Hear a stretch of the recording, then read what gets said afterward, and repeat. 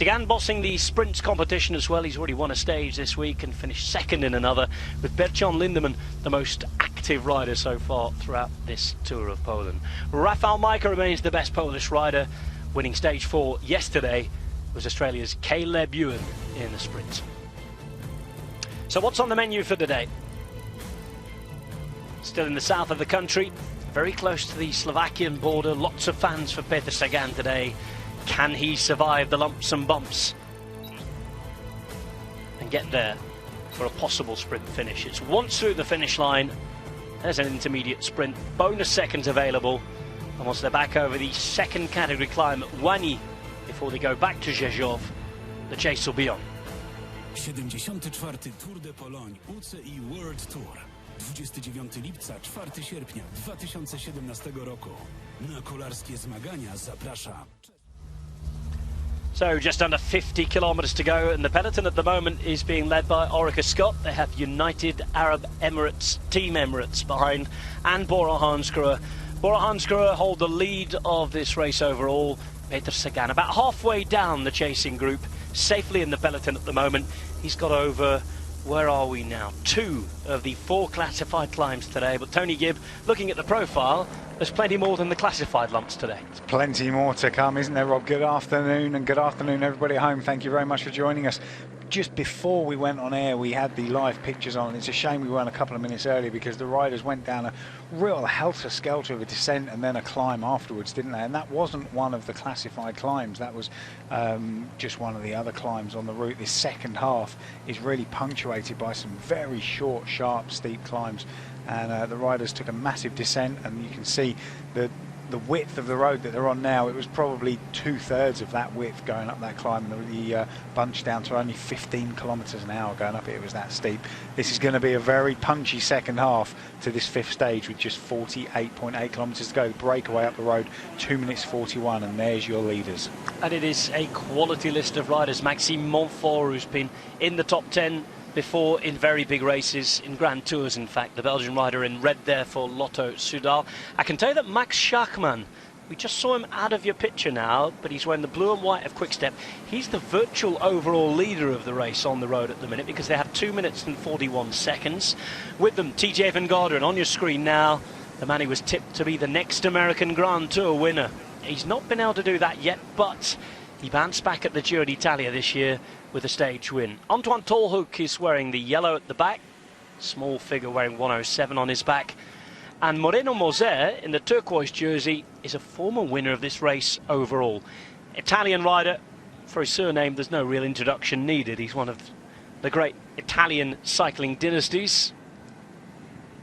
Moreno Moser now riding for Astana. His career really has come to a standstill in the last few years, since he won this race as a neo-pro in fact. But he's racing in the breakaway, and 5 really big names and strong riders there. Yeah, 5 years ago he won this race, and as you say, Rob, hasn't really done too much since at Astana, and one of those riders that could probably look for a new challenge elsewhere. But this group of 5 been working well together for some time now, and we've got a descent coming up, and then another climb, the feed zone as well, and then we've got about 25 kilometres of flat in the middle before we hit the last big categorised climb of the day. By big, it goes up 400 metres in the space of only about 3 kilometres, so it shows you just how steep these climbs are. Don't be thinking we're going to be hitting anything like an alpine climb or a Pyrenean climb. These are just short, sharp, very hard climbs. And they've made this week's racing extremely entertaining. That with another short stage, 130 kilometres. I think there's 3 stages this week with this specific distance. There's a couple more at 150, one at 160. Yesterday we had the only plus 200 kilometre stage. Tomorrow we're just under 200 k's again, 198 I think. It's produced some brilliant racing, and with the temperatures this week, including today, I know it looks dull, and I know you've seen reports of thunderstorms I think later on today, but it's still 35 degrees out there. Yeah, it's still 35 degrees, still very hot indeed. There have actually been some reports back from the feed zone that there's rumblings of thunder rattling around at the feed zone. No rain yet, but if you remember back to last year, the weather in this race was absolutely biblical. It was terrible weather. Dry so far up until now, but like I say, reports from staff on the route that it could be wet and definitely storms rolling in. Well, we know it's holiday time. Some of you might have been away, might have had a bit of a break from the cycling after the Tour de France. If you're just joining us, I can tell you that Peter Sagan leads this race after 4 stages now. It's a 7-stage race, so a week long. It started on Saturday, finishes this Friday. This is the last stage that theoretically could be won by a sprinter today. It's a difficult finale if the race is controlled. The next couple of days are very, very big for the overall general classification. Sagan, a sprinter who can do a lot more, we know about that. He leads by 10 seconds overall from Dylan Teuns, who won a stage the other day. Sagan's teammate Rafał Majka is in 3rd position in the overall general standings at the minute. He's at 16 seconds back. Wilco Kelderman, the Dutch climber from Team Sunweb, lies at 20 seconds in 4th place. There's Tom Jelte-Slagter, the Dutchman for Cannondale Drapac. He's at 25 seconds in 5th. Old Christian Eiking, who, by the way, today has announced he's leaving his current team, Française des Jeux, at the end of the season. The Norwegian in 6th at 27. Domenico Pozzovivo 7th, a second further back. Then on 29 seconds, Adam Yates, the British rider, top place British rider in this race, at Orica Scott. He's 9th. Nathan Haas from Dimension Data is 10th.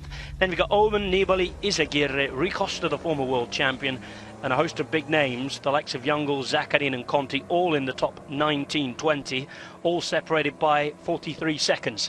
It's still anybody's race. It is anybody's race, and just picking Adam Yates out of that lineup, I think for me, the climbs are going to be too steep for Adam. He's great at sitting on an alpine climb and tapping out the rhythm, but something this short, sharp and steep climbs like this, Rafa Majka, I think, is probably going to be better suited. Can't see Sagan... I'm going to eat my words here later, obviously. We've all done that with Peter Sagan at some point. Exactly, yeah. I was going to say, I can't see Sagan getting up this last climb. It is so steep. But hey, you know, as you said, we've all done it with Peter Sagan before. He's only got 10 kilometres from the last climb down to the finish. It's all downhill, and then as per yesterday, the last 3 kilometres changes. At 3k we're at 199 metres, at the finish line we're at 206 metres, so it might as well be pan flat for the last 3 kilometres. It's not a very complicated running from 3k. There's very few corners, and from 1k there's only bends in the road, no corners at all, so it's a straight run into the finish. So if a group or one rider does get away up that last climb, it's going to be very hard to bring them back. Approaching the town of Ermanova, 34 degrees C. You can see there is a little bit of wind about, which suggests that that storm might be about to blow in that you were talking about. 18 kilometres per hour, and you can see how warm it is, what everybody's wearing. It's shorts and t-shirt weather. It's holiday time on the side of the roads. There's TJ Van Gardren's at the back here, the man from the United States. And this is Cesare Benedetti at the front. Again. It's a bit like watching Julien Vermote at the Tour de France, isn't it? Yeah.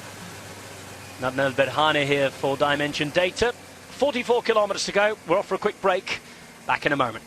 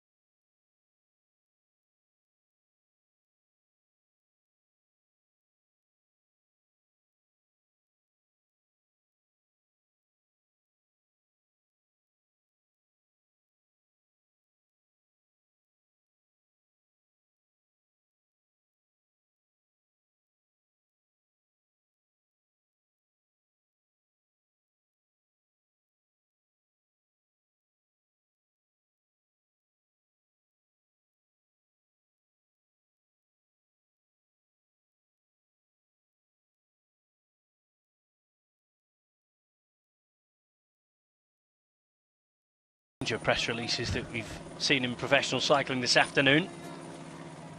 They said, well, we've signed a new rider. Then they deleted the tweet. That new rider in question is Alexander Kristoff, none other than the former Tour of Flanders winner, of course. Then they put up a new tweet about 10 minutes later in a press release saying, well, we've signed him subject to a medical and some other things, some crossing of I's and dotting of T's. So they've signed him, but they haven't. It's not really a deal that's been done yet, but we'll keep an eye on it for you. Yeah, a very strange one, but it's that silly season time of year, isn't it? And there's much more to come as well, obviously.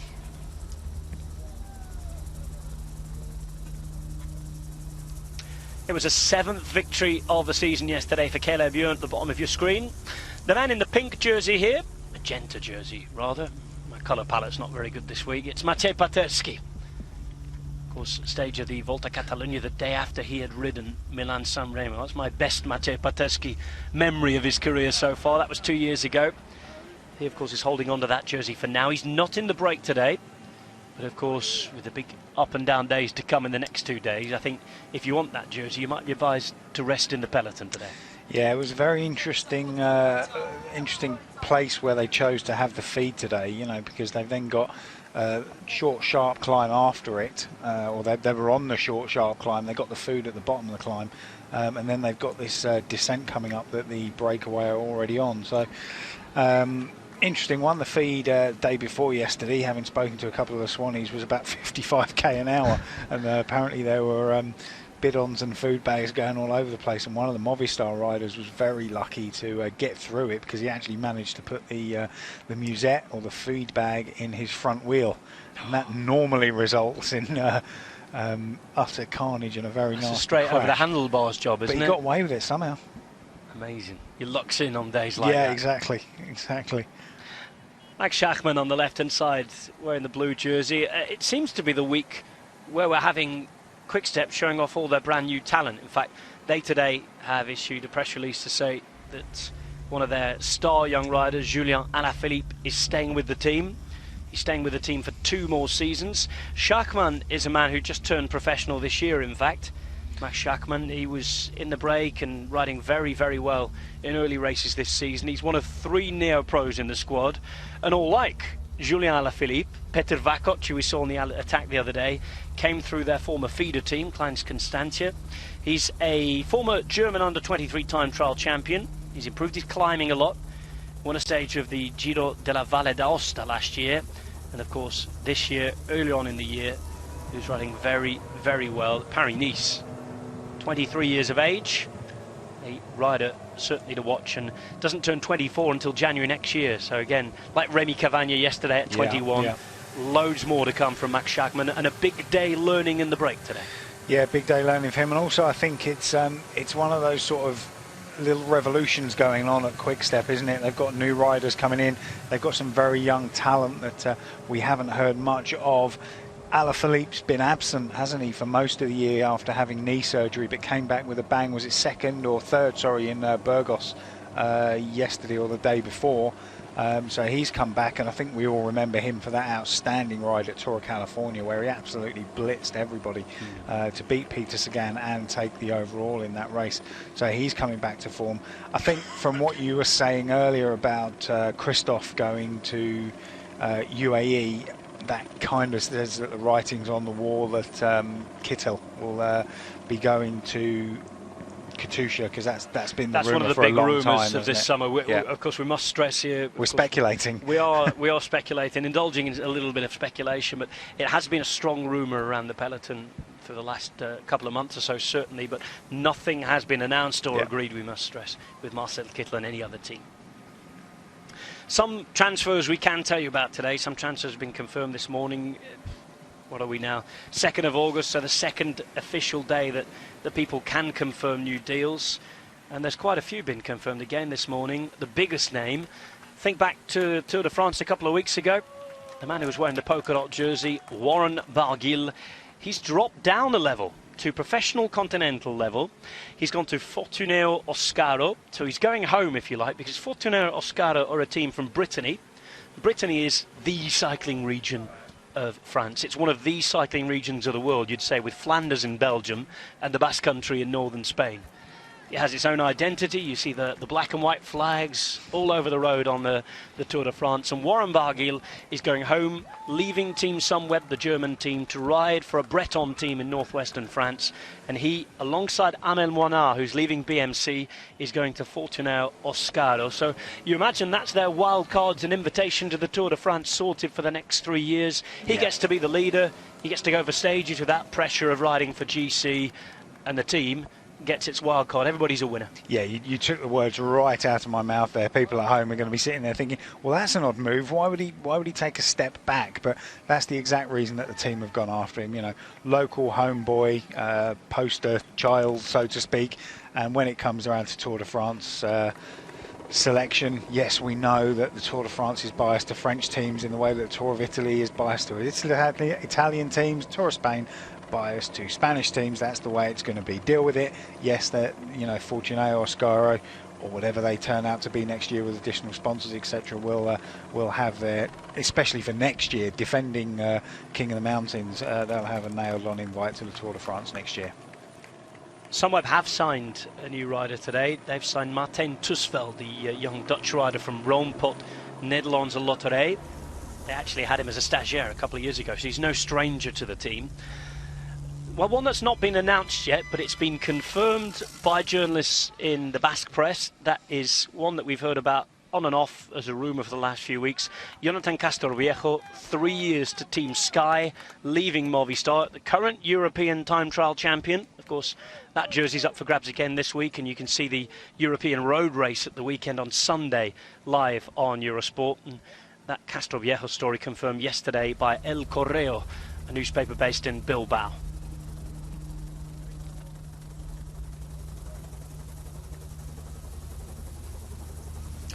Just over 36.5 kilometres still to go on stage 5 of the Tour of Poland. Stage 5 of 7, so this race is developing into a real contest for the yellow jersey now. Petr Sagan leads that contest for the yellow jersey with a narrow lead of just 10 seconds at the moment over the rider in second place, who is Dylan Teuns. Teuns, a much more realistic possibility to win the race given the climbing that is to come. But as we've said many times with Petr Sagan, you just never know. He's looking lean, he's looking fit, but he also has a teammate, a Polish teammate, who'll want to win this overall. Exactly, yeah. As Rafa Majka, just a matter of a handful of seconds behind him on GC. And as we said the first day when I saw him, I looked at him, I thought, Sagan's looking very, very lean. So getting this second half of his season underway, obviously he'll be looking at the Worlds in Norway. And they're early this year, aren't they? They're only at the back end of September. They're normally a week or 2 weekends into October, but they are early this year. Going back to what you were saying about transfers, Landa rumoured to be going to Movistar, and Nieve, is it, to Orica? Well, that's a signed deal. Is that Nieve confirmed? to Orica. Okay, great. There's been no press release from the team, but again, the Basque press were on this very quickly. They have very good contacts with their riders, and the agent in question has confirmed it to the newspaper. And for Orica Scott, that's a superb signing, you have to say. It's a great signing, and we were talking, weren't we, again about, you know, before we came on air, lots of riders leaving Sky and that engine room. And yes, you know, you said quite rightly, they've got a lot of young talent coming through. Just think, will it take them 18 months to just bed into that Sky mentality, and how will that affect next year's Tour de France? I hope it makes it a open, attacking, unpredictable race. This is where we are on the race. Group 1 is the breakaway on that little map there. 1 minute and 34 in front of the group you're seeing on your screen. Franco Pellizotti on the left-hand side, red jersey, navy sleeves, riding for Bahrain Merida. And we're just starting our penultimate second category climb, the climb to Wani. And you can just see Ruben Plaza, another of those brilliant signings in the last couple of years for Orica Scott. He's won a couple of stages for them in Grand Tours as well. Short climb again, only a matter of 2 kilometres from when we start it to when we get to the top, and a height gain of about 300 metres, so that shows you how steep it is.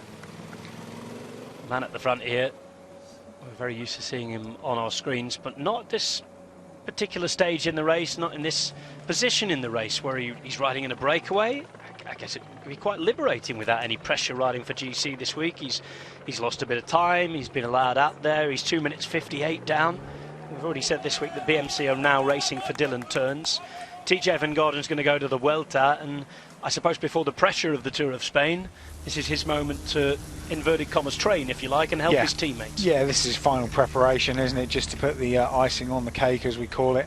You can see here just how steep these roads are and how narrow they are as well. But yeah, I think TJ Van Garden's, it was interesting, wasn't it, at the Giro. One day he said, you know, I'm not going for GC anymore. He won a stage and then said, actually, I think I can probably go for GC.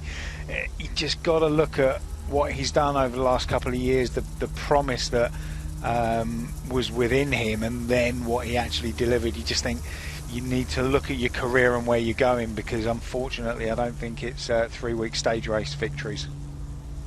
Let's look at where Peter Sagan is here. The road has narrowed, and this is due to good work from the team, because they know how to position him. Good work from Sagan, because from being a classics rider, he knows when he has to be in position. And as soon as these roads have gone uphill, they've got very narrow. They're almost like farm tracks, you were saying earlier on. Yeah. And Sagan, even though, you know, he's not the favourite to take the overall win at the end of the week here, he's fighting with it. He's looking for a stage win first of all today, and as soon as we hit these roads, he's up there in the top 20 and in the right position. But this is his bread and butter in the start of the year, isn't it? You know, February, March, April, when he's riding the classics, these are the roads that he's on. Short, sharp, steep climbs, very narrow, making sure you're in the right position, because something's going to go wrong. If you get affected by something here, you've got a long wait for your team car. They're not coming up quickly. They're not overtaking anybody else in the convoy. No one's going quickly with a 13% gradient. 12.8 to be precise here. And look at how narrow those roads are. But, you know, normally if you get a problem on a climb, you put your hand up and the team car can come up past the other cars and get up to you quite quick, or relatively quickly. Road like this, if your team car's down in 12th, 15th place, they're not getting past anyone. They're just having to drive up to you. And that could be stage and possibly GC over for you if you get delayed. But look at the weather in the background there, Rob. Surrounding the city of Rzeszów. Rzeszów, the city in southern Poland. I think it's the biggest city in the region, in fact. Largest city in southeastern Poland, we're told. Capital of the Podkarpacie province. Rzeszów, a big industrial centre back in the day, as many of these towns and cities were. We were in Katowice the other day as well, and we saw the remnants of the mining industry.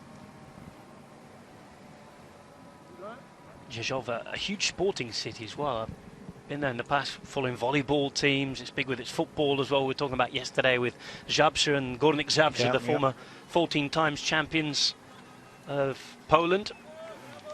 Here we go then. Making a good effort for the King of the Mountains competition is Maxime Montfort today. You can just see the top of the climb up ahead. Magenta banner. Montfort's the Belgian rider in the red and white, by the way.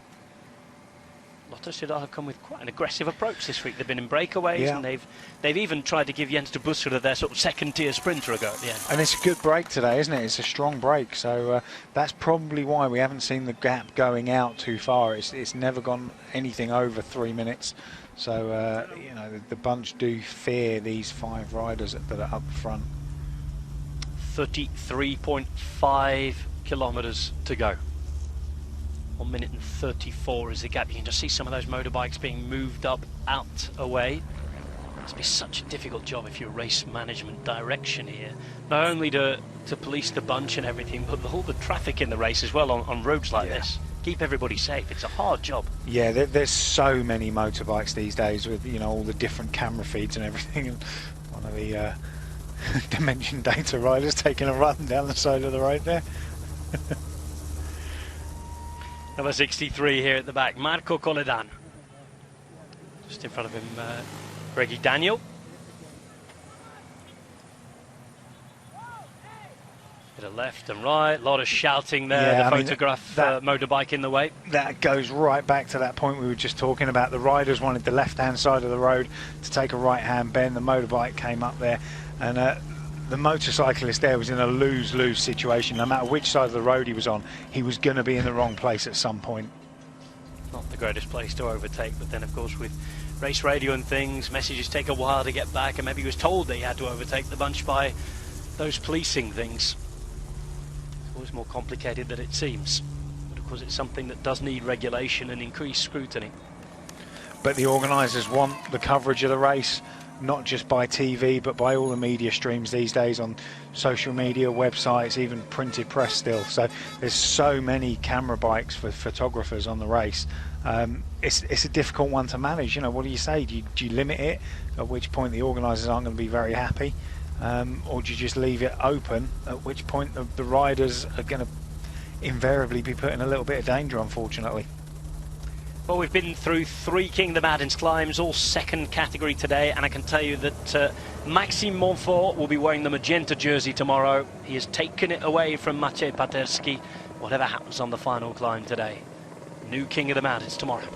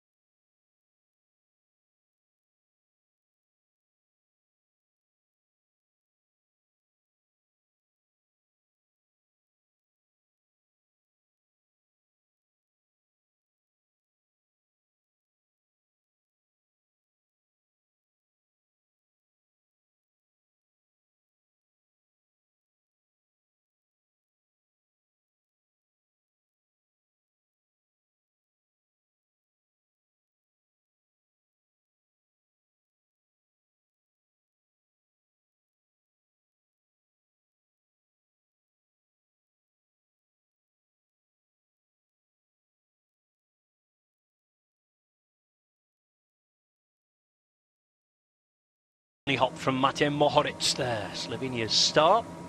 Just behind him, Cesare Benedetti, the Italian riding for Bora Hansgrohe, the German team. Ruben Placer at the front of a bike race for the umpteenth time we've seen him this season, the Spaniard. And from Alicante, rides for Orica Scott, the Australian team. We're into the outskirts of the city of Rzeszow now. The southern region of Poland, pardon me. Peloton is strong out, and you just get the feeling the breakaway also is maybe starting to accelerate a little on this downhill section. Narrow roads, bit of dodgy weather maybe around. It's very warm, hot in fact, and stormy. 34 degrees out there. Add in not some great road surfaces there as well. And this last 30 kilometres that we've got is going to be a very fast 30 kilometres. We've got this descent that they're on at the moment. We've then got about 15 kilometres of pan flat, one short sharp climb, and then the run into the finish, which is pretty much downhill, and then the last 3k flat. So hold on to your hats, is going to be a quick one.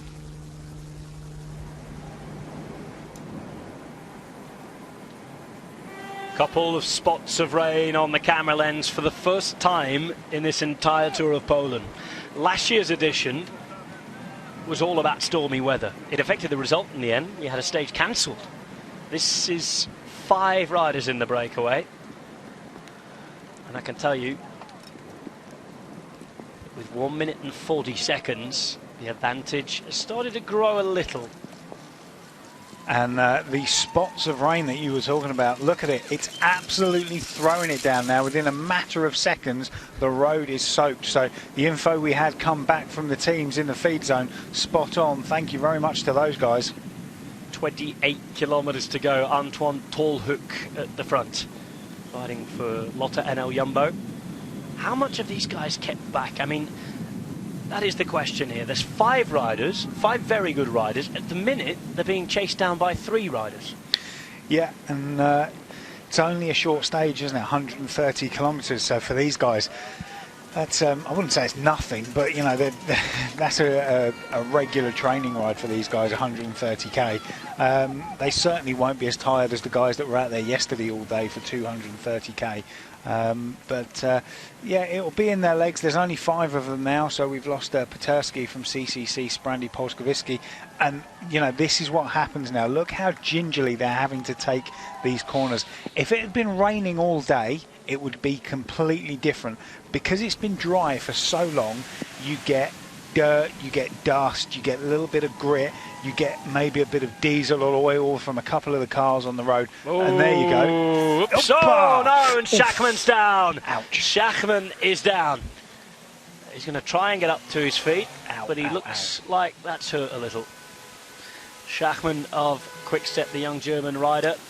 And you can just see, talked about how hot it's been the last few days, and he snapped his saddle. His saddle snapped off, he needs a new bike. Thankfully the team car's there. What's he going to be able to get?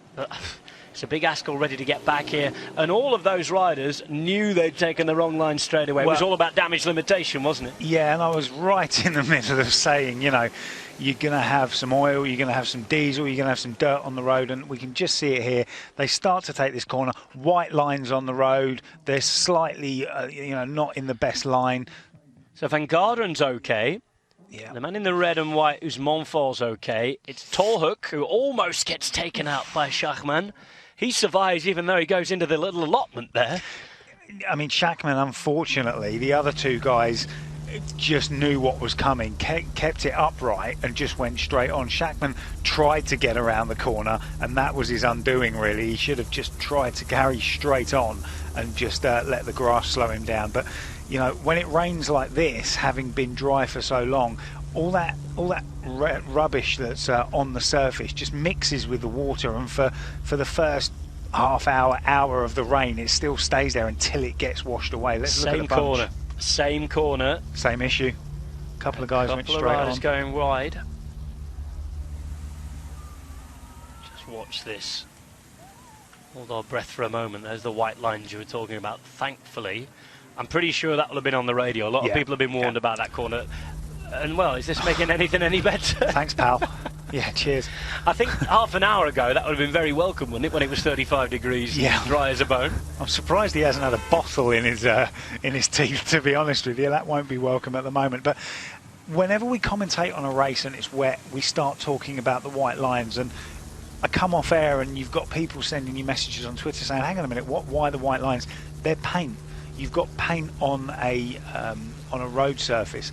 You haven't got the same sort of grip you have, because that paint fills the divots in the grip and you get a smooth surface. Once that gets wet, you're not on ice, but you've got no grip at all. And you know, you want to do everything you can when it's wet to avoid the lines. You watch motor racing, you watch the motorbikes. When it gets wet, they stay so far away from the curbs and any of the paint on the road. So it's exactly the same for a bike tyre. Slightly worse because you've got such a thinner contact patch, but then you're not doing the same sort of speeds. But when you come off, you haven't got leathers and a helmet. No, it's the equivalent of going down the hill in your underpants, really, isn't it? Not much protection. 4 riders then at the front. Schachmann unable to get on the back here, and that will have just been a bit of a kick up the backside in terms of the attention you need to dedicate to where you're riding.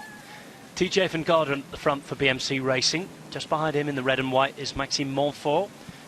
Turquoise jersey for Astana, the team from Kazakhstan. That belongs to Moreno Moser, the Italian, former winner of this race. And 107 at the back in the yellow and black, Team Lotte NL Jumbo, Antoine Tolhoek. I should imagine Schachmann is in quite a bit of discomfort and just wants to get to the finish of this race. The way he went down, landed on the saddle, snapped it off. When you land on that area where your coccyx are, you can quite innocuously do yourself a lot of damage and cause a lot of pain.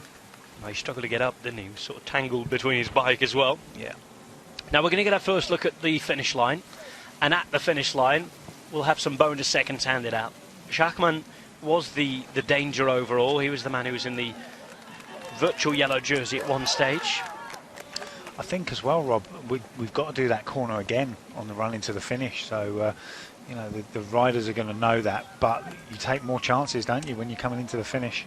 Can anybody take a chance out of this group? Because if somebody who, you know, raced a lot in Belgium, who liked bad conditions, who was a good ruler, had someone else to work with in this group, their eyes would have lit up, wouldn't they? Because they know behind there's a lot of guys who wouldn't want to take risks with the mountains coming. Yeah, up. very much so, especially the two guys from the two Lotto teams, Lotto Soudal and Lotto NL Jumbo.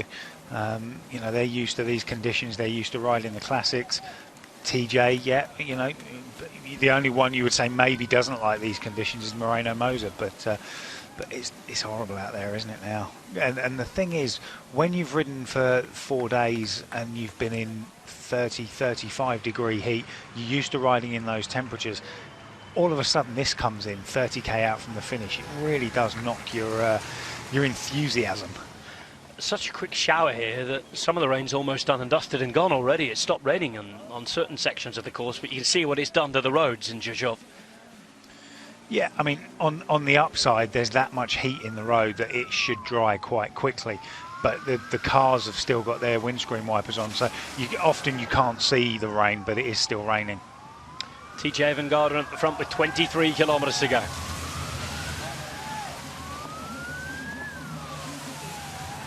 So this is going to be the run-in, and we're going to have an intermediate sprint in just a few hundred metres.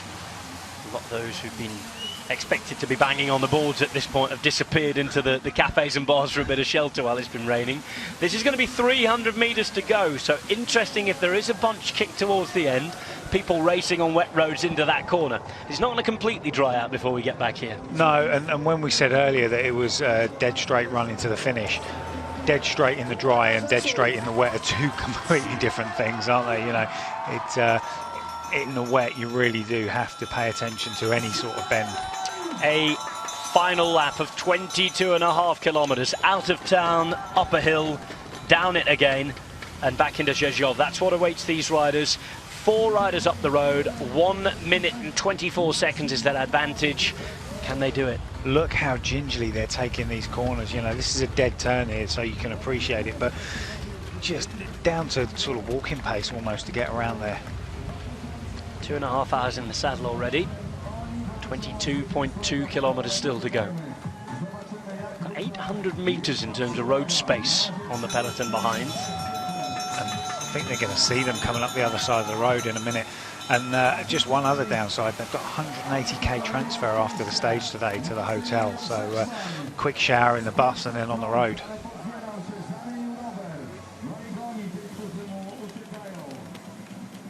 So Schachmann, I think it's fair to say he's not going to make it back now, is he? He's probably back in the bunch already. This is what's happening back in the bunch. Przemysław Niemiec is working for UAE Team Emirates now. Working doubly hard to try and bring this back. A couple of little splits in the bunch. UAE Team Emirates, the whole team to the front, trying to make sure that their boys are up there and ready for a sprint finish. And they have riders in form, we know that. They have Sacha Modelo up there and ready to have another go.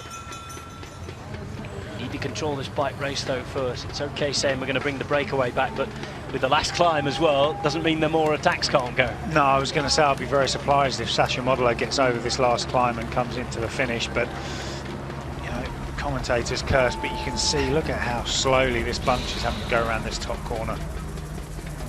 Sagan was in the first 25 riders there. And the problem is, these guys at the back here going around here at 12k and a rider an from hour. Cannondale down. It's a silly slide out, unfortunate for him. That rider just been avoided by his teammate Tom Squinch. The rider in question is Joe Dombrowski. Well, unlucky for Joe Dombrowski. It's going to be a long ride in for him as well now. Dombrowski, who started the day for Cannondale Drapac, in way down in the general classification. In fact, 14.5 minutes down. No worries about keeping any time. But still something that I'm sure he would have preferred to avoid if he's to go and race the Vuelta a España in a couple of weeks. Yeah, it looked like he couldn't get out of his pedal there as well. His right foot was still clipped in and he couldn't get out of it. So just, you know, another one of those silly little slide-offs on the white line, it looked like. But I was saying just before that, the riders at the back still going around there at 15, 18 kilometres an hour. the riders at the front are up to 35, 40 kilometres an hour, so it's a long, hard chase. TJ Van Garderen taking 3 points and 3 bonus seconds. Maxime Montfort with a couple of points and bonus seconds as well. Antoine Tolhoek, 1.1 bonus second from today's only intermediate sprint.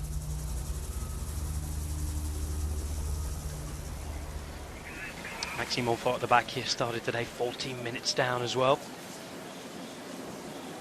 No wonder, despite the big names, these riders were allowed out because they've all lost enough time. Yeah, they're here to fine-tune their form before the Vuelta, aren't they? They're not here for the overall, but a stage win would go down very nicely indeed. Thank you very much. But 1 minute 20 with 20 kilometres to go. Don't think they're going to get anything out of this one. Moser also was at 18 minutes 48 seconds. Just looking at the road there, although it does appear to have stopped raining, certainly at the finish line, you can just see how much rain has fallen, you know, just how wet the roads are. The utmost concentration required as it's Matej Mohoric at the front. Red helmet, white jersey. And again we wait with bated breath as another 90-degree tournament is taken on big inner city roads, lots of buses at this time of year going through, and already a few gaps. And Peter Sagan's well placed, isn't he, the yellow jersey? Yeah, you know, he's great at that. He's also great at riding in these conditions. Former mountain biker, he's got fantastic bike handling skills. So still up there at the moment. Look at the sky, it's got that sort of yellowy look to it, hasn't it, when you never know if the sun's coming out or if it's just going to throw it down with rain again at any moment. Bob Youngle's at the back of this split as well. He's made it into the right place, the man from Quick-Step. Easily spottable in his Luxembourg National Champions jersey, and despite all the worries behind about the corner, there's no real motor left in this group, it seems, at the minute. They're riding through, going through the motions a bit, and they're losing time all the time. 1:14 now. I think they're in a bit of a holding pattern until they get to this climb. If they can get to the climb and get up it together, or one of them get away and get a fairly big gap, they're in with a chance, especially in the wet.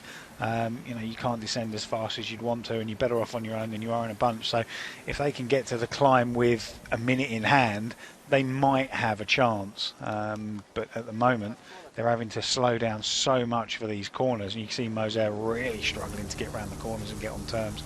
It's an interesting one, and I was commentating earlier in the year on the Tour Series in the UK, and it was a complete washout. Every round rain. Bad weather in the UK, it was shocking, and you know, a couple of the Spanish riders were saying, does it ever not rain for a bike race in this country? But when you went to the teams and spoke to them, it was amazing the difference in opinion on the conditions depending on what tyre sponsor they were on. It was, you know, unbelievable, the 5 or 6 different tyre sponsors. Some are like, yeah, we don't mind the rain, we're good, our tyres are good. Others just were praying for it to be dry.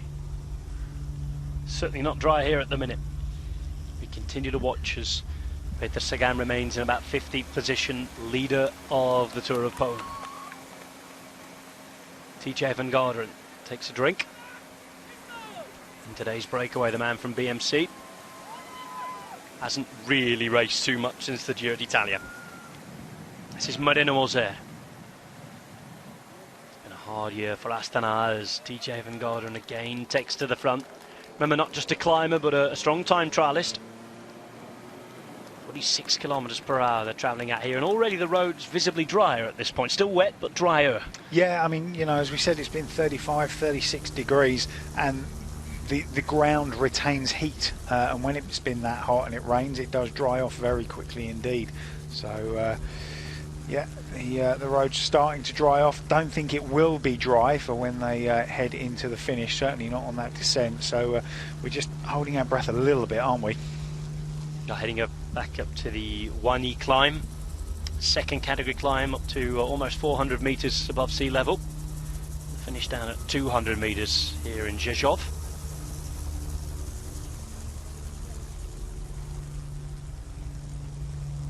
UAE Fly Emirates en masse at the front.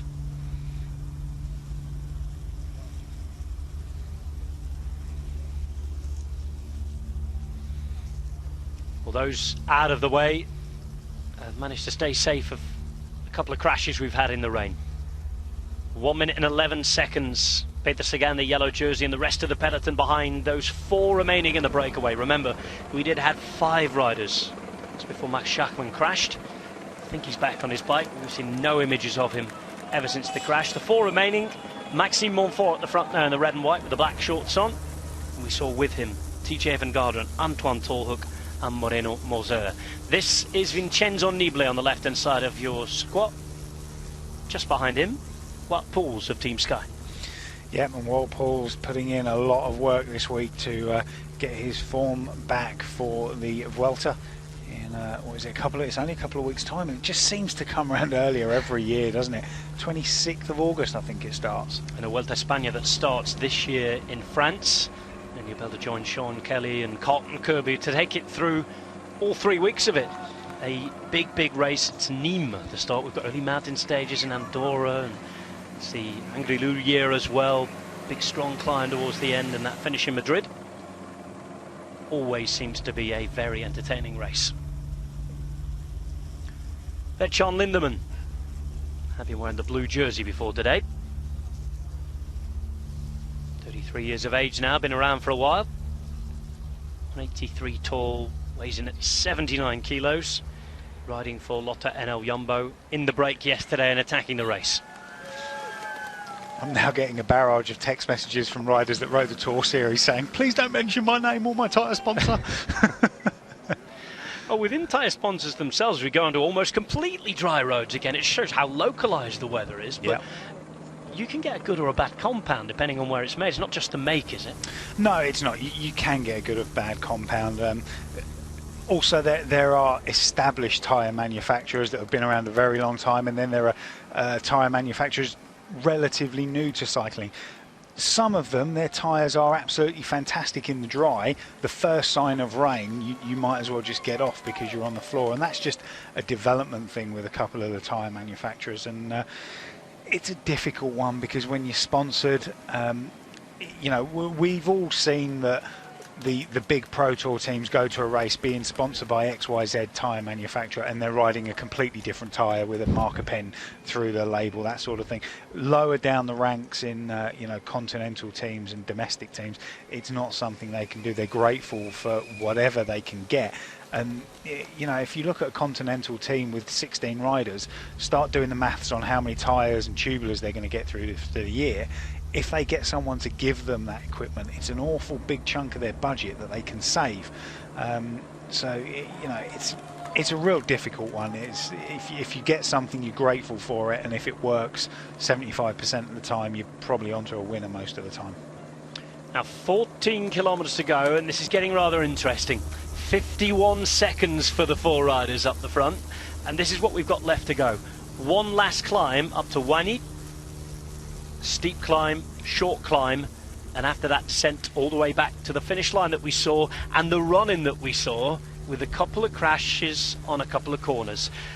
It's starting to get a lot more interesting in the peloton as well. 2 or 3 more teams are interested in chasing. Bora Hansgrohe at the front, helping out Team Emirates UAE. Couple of damp patches on the road in the corners, and then it's dry again, so it's really interesting. I think sometimes that's a problem because you go into a corner or you just don't know what you're going to hit. At least if it's wet, it's wet. You are on the side of extreme caution, as we've seen from the guys. But sometimes, look at the camera angle on the left.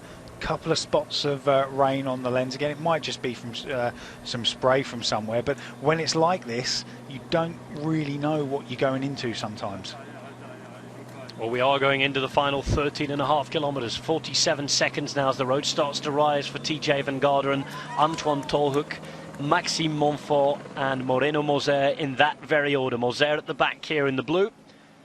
Big results in the first 18 months of his career. Absolutely nothing since then. Wouldn't surprise me if Montfort was the one to attack here. I think good time trialist, top climber. Yeah, he'll be teeing this one up. Certainly the same sort of rider in the mould as TJ Van Garderen. That's where their strength lies in climbing and time trialling. Moser, much more of an attacking rider with a fast finish. Tolhoek, he's been around not too long, but he can certainly climb. Well, I'm surprised that those cars are still in that gap there, Rob, because it's certainly not 30 seconds. just 200 metres, we're told. This is Gregor Mühlberger at the front, the Austrian champion, helping out Peter Sagan, who's right on the wheel a little further down of Rafał Majka. Now Team Sky suddenly appear out of nowhere as well. They're looking for their overall of Diego Rosa and Wout Poels. Yeah, very much so, and Wout Poels I think would probably be the one that would like to take this, given the year that he's had, and with the Vuelta just around the corner, sharp right hand turn here in the dry. That could have been a bit sketchy in the wet, but I think that gap no more than 15-16 seconds at the moment. 22 is what it currently says on the screen, down to 21 already, and look at how narrow it is here. Just another reason why everybody was fighting for position right at the foot of this climb. They know what's coming. Of course they do. They've had swan years at the feed zones who have gone up to the finish and are telling them what's going on. And now we're seeing the cars getting out of the way. This could be a problem given how narrow these roads are. And if you're in those cars, how do you get past? Well, that's the exact problem. You've got 5 or 6, we've got 3 cars up there and 5 or 6 motorbikes that need to get out of the way. The motorbikes, at least they can dive onto a driveway or onto the grass verge. The cars, no such luck. But look at this surface here, you know, it's quite broken up. There's a lot of grit, there's some potholes, there's some shavings, and you know, the cars, you can hear them on the horn desperately trying to get out of the way. TJ Van Garderen just over there, but and that's not so good. No. That's not so good when you're trying to race your bike either. Hard for the drivers, whoever made the mistake of not pulling them out before. Well, that is a mistake, and we get an attack following the car straight away. This is TJ Van Garderen. Moreno Moser is trying to follow him in the turquoise jersey. At the back and struggling, it's not a good day for Maxime Montfort, fighting with himself and the bike. And look at this, almost a 13% gradient. Again up the 1E. And TJ Van Garderen looking the strongest. Yeah, TJ puts in the big attack there. Surprised with Montfort. You know, as I said, he was the one that I thought was going to be attacking. We can just see those cars managing to get out of the way. Now the brake at the front is breaking up. And it looks like TJ's away on his own now, being chased by Moser. But Moser looks like he's parking up to me. Very steep now, isn't it? So difficult. And what's going to happen in the peloton here? Is it going to be controlled? Or are we going to have movement? You can see Izaguirre isn't far away from the front for Movistar. It's thinning out already. Sagan still lies there in about 20th position, yellow jersey on the left-hand side. This, in the meantime, is the front of the race, 15 seconds ahead of those chasing behind.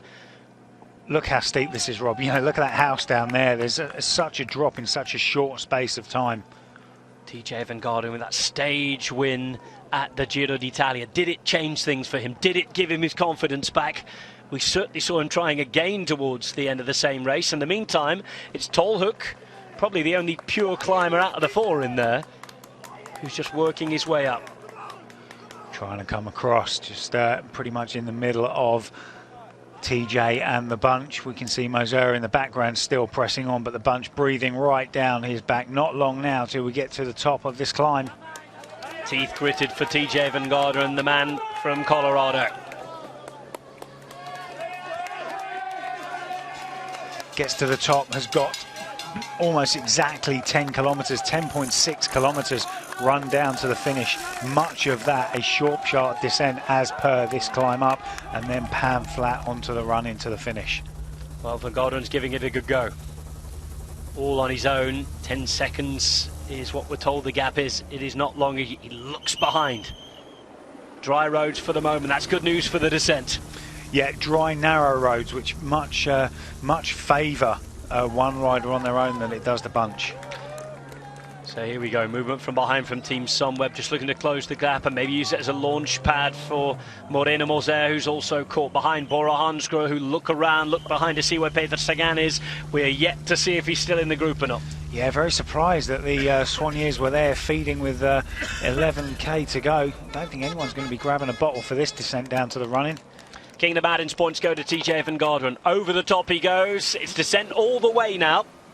And then that run-in, but just 10 seconds. It's a tough ass still, isn't it? Yeah, very tough ass. We've got the bunch breathing down his neck, and it's going to be what we got there. We've got most of the bunch. There's only one big split, isn't there? And Sagan is there. Sagan is there in about 25th place. And you'd be amazed if any of the other sprinters have really made it over, given how hard that climb was.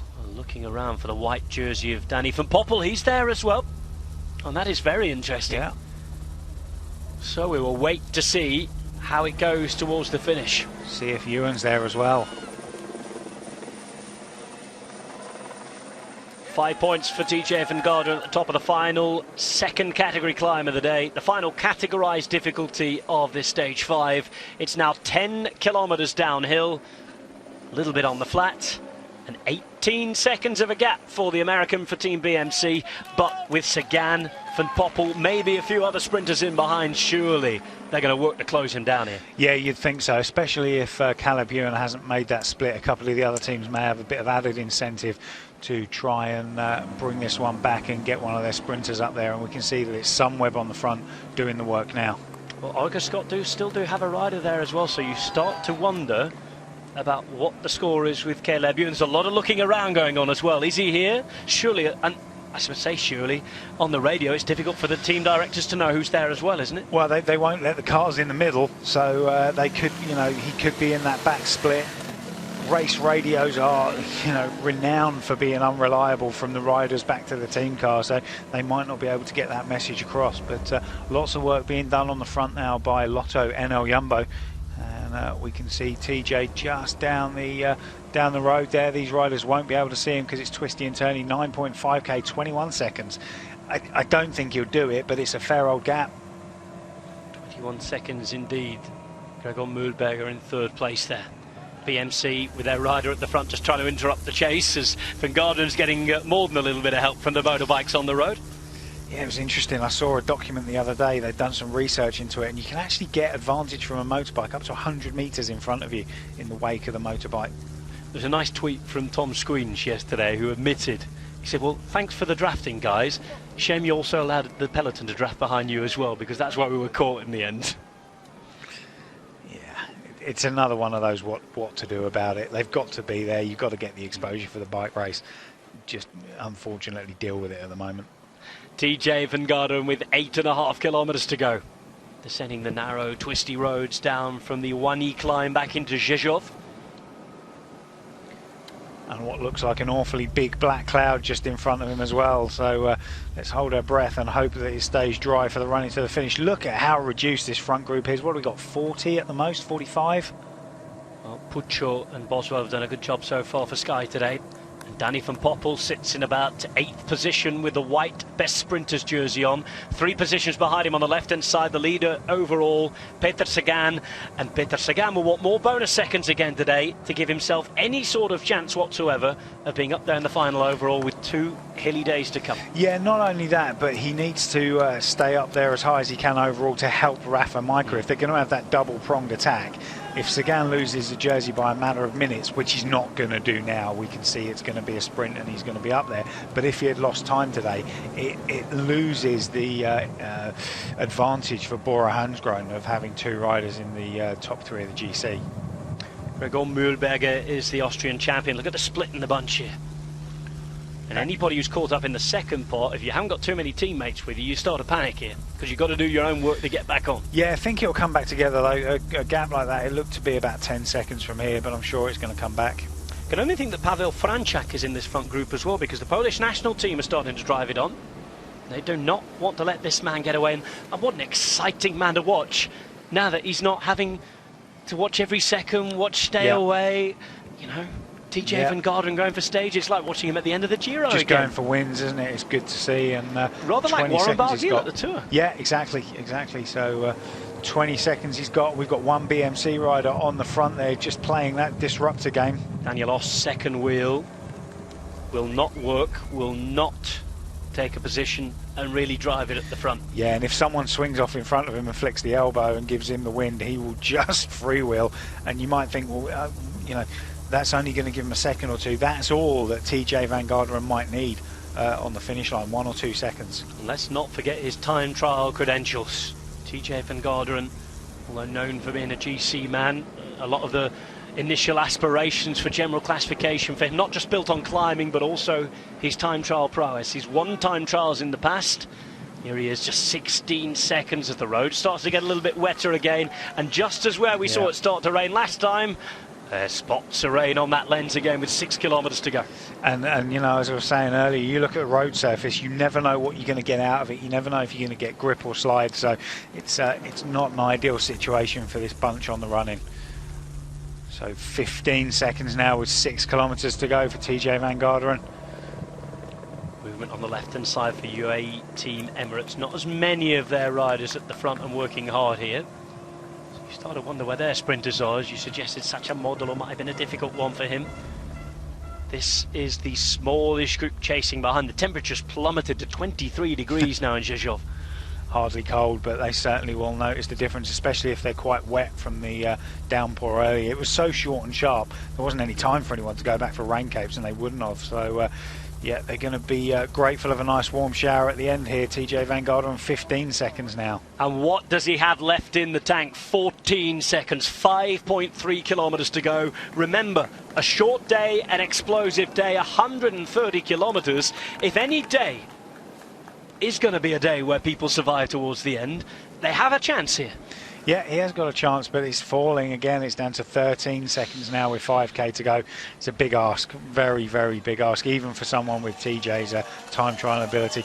But as we said, the bonus that he's got is that he's on his own, picking his lines. The roads are wet. I'm not saying we want to see anyone crash. They're going to have to take it so much easier in the bunch to avoid crashing. Is this that corner again? Yes, I think it is. Yes, there it is. He knew it was coming up. You could see the apprehension almost in his pedal stroke. Yeah, he got right over to the left-hand side of the road this time, so he narrowed the angle. Let's see what the peloton do behind. Pretty good. Everybody learned their lesson there. Yeah, and I think that front group, I mean, that's certainly not 13 seconds to TJ van Garderen now. Again, we had 3 motorbikes in there as well to try and get across. Surely they're going to get there. There's our friend with the hose again. Not sure they need it this time, but it looks as though it's all going to come back together. Peter Sagan is there with a yellow jersey on. Danny van Poppel with a white jersey on. Who else has made it? That's the question. 4 kilometres to go and just a handful of seconds for TJ van Garderen. Another nervous look around, 1 more motorbike, 2 more bikes, and then comes the peloton. Van Poppel up there, Sky working for him. Astana with a couple of riders up there as well, so you wonder if Minali's made it. In fact, the group is swelling at the back. I think a lot of riders have got back on here. I think that chase group has got back on with 4k to go. You can see we've probably got 60 riders now in this front group. Van Garderen is not going to give up, though. It's an almost impossible ask here. But he's still riding away, and it's been a good ride from him. Good breakaway today, good quality breakaway. They were never allowed too much rope because of that, but they've given it a good go and entertained us wholeheartedly. 3.5 kilometres remain until we get to Rzeszow and the finish line. So it's now just a matter of time for TJ van Garderen. He knows it, the bunch know it, he's just staying out there for the TV time now. Look behind, Sky on the front. Sky have been working really hard with Salvatore Puccio. Ian Boswell's been up there as well. 3 kilometres to go. Thankfully, the torrential rain has stopped. Still wet, still dangerous. It looks as though we're going to have a sprint, and everybody has to make sure that they keep the bad roads out of their minds. Yeah, but still some massive puddles, aren't there? Look at that. You know, it really was a torrential downpour. So TJ van Garderen is caught. It was a valiant effort, but with just less than 3 kilometres to go, we're going to have a sprint finish on stage 5 of the Tour of Poland into Rzeszów. What about that run-in, Tony? Yeah, 3k to go. It's virtually straight until we get to about 1.2k to go, and there's a nasty little right-hand turn and then some bends and twists into the running, but nothing too bad as Daniel Oss sticks an attack in. Tries to put in an attack. He's followed straight away by Team Sky. Team Sky, who have a couple of riders up there. One is Michał Gołasz, the former Polish champion.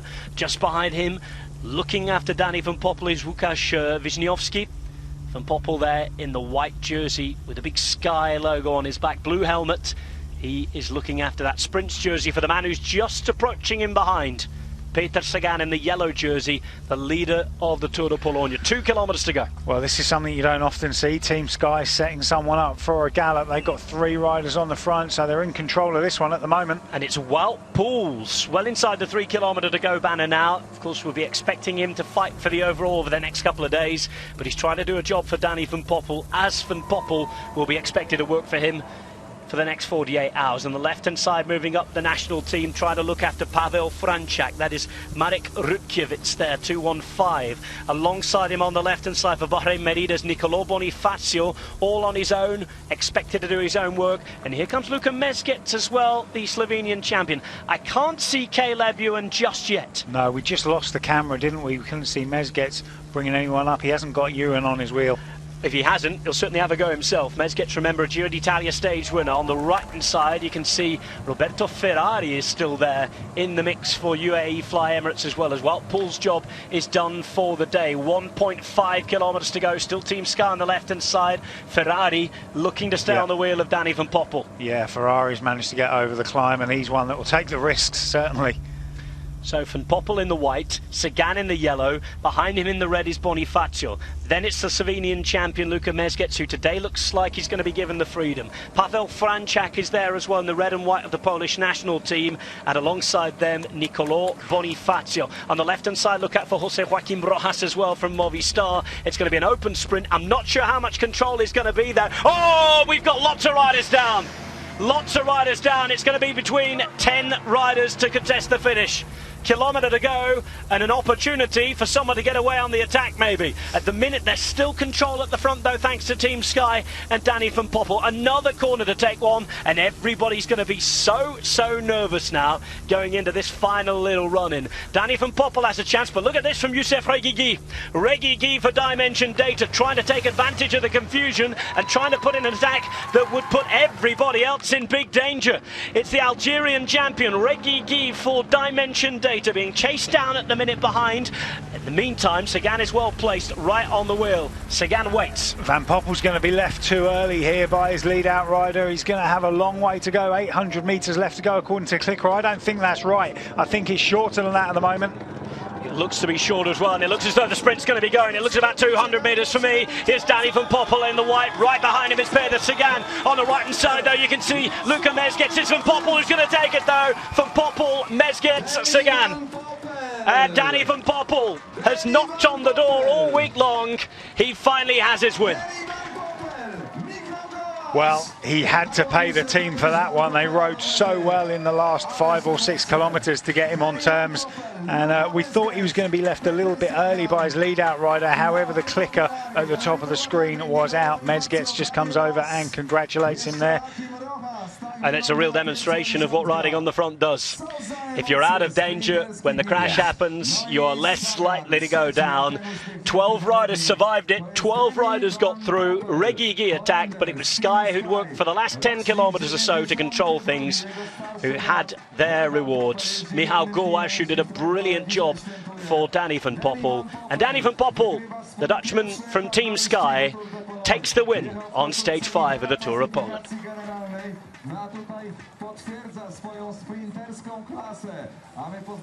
So victory to Danny van Poppel, victory number 12 of his career, and just the second since he joined Team Sky.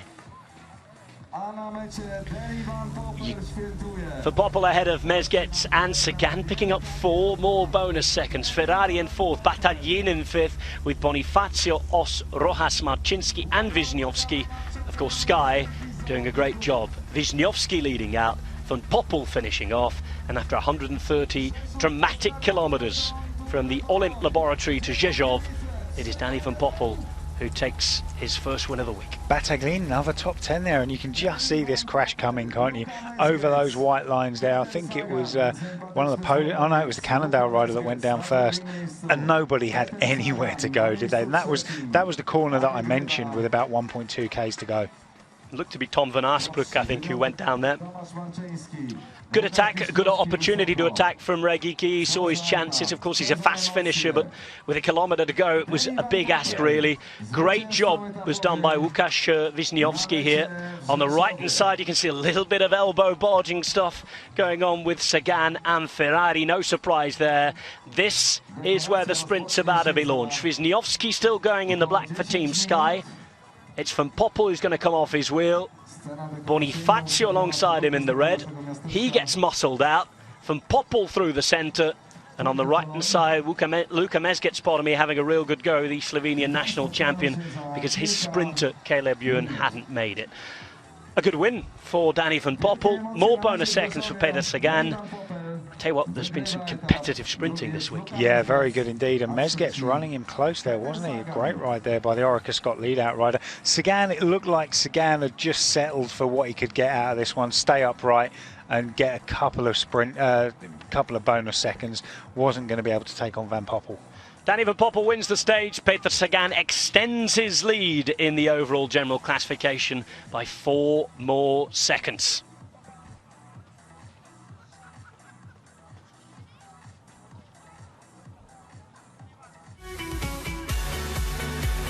Well, it was hot, it was dry.